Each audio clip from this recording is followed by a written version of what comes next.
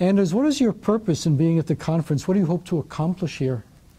Well, I hope to learn a bit more about the connection between innovation and jobs, because in Europe it's a lot of talk of innovation as something very, very good, but we never discuss that it transforms society in the way that jobs both appear and disappear. Well, is there a specific problem that you're trying to solve over there? Yes, I think the problem is that I'm in the educational sector, and today the job change cycles are much faster than the educational cycles. So we need to learn to educate in a different way if we're going to keep up with the changes in the labor market. So what sort of changes would you like to see? I mean, can a school system absorb new technology fast enough so teachers can teach it? Well, I think actually we're going in the opposite direction.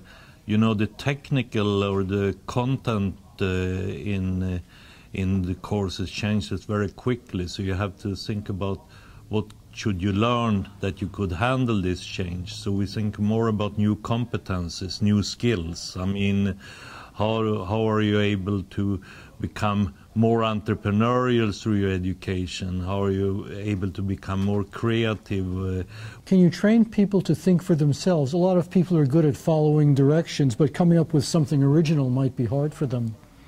I think you can. I think some experiences from American top universities show that if you're fostered in a competitive environment where you have to stand up, when you have to bring new ideas to the table, that type of environment actually creates creativity.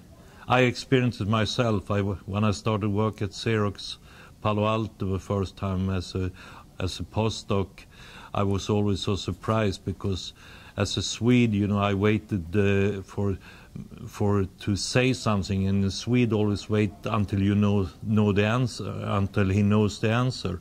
While the Americans around the table, they didn't care about if the answer was right or wrong. I mean, or if the question was right or wrong, they just talked. And through this interaction, creativity sort of flourished. Now, if we can see what needs to be done, what's preventing it from being done?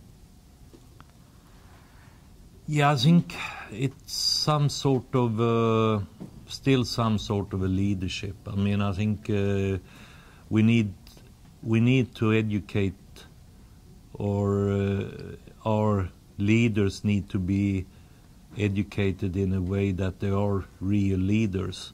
They are not just executing some business model or they're executing some bureaucracy model if you're in the public. They really are leaders in a sense. And I think this conference is a bit about helping some people to see what a leader can achieve.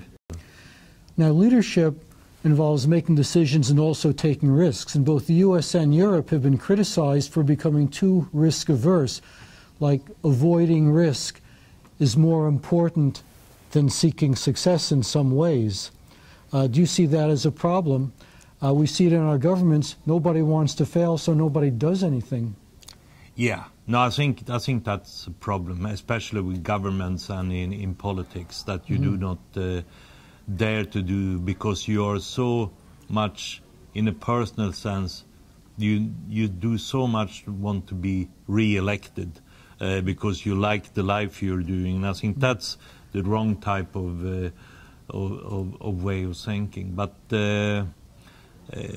and then of course it's a psychology. I mean, if you're, I was an ice hockey player, and if you make a bad mistake, so the other team scores, you felt that you have taken too much of a risk, and you felt it a bit, but.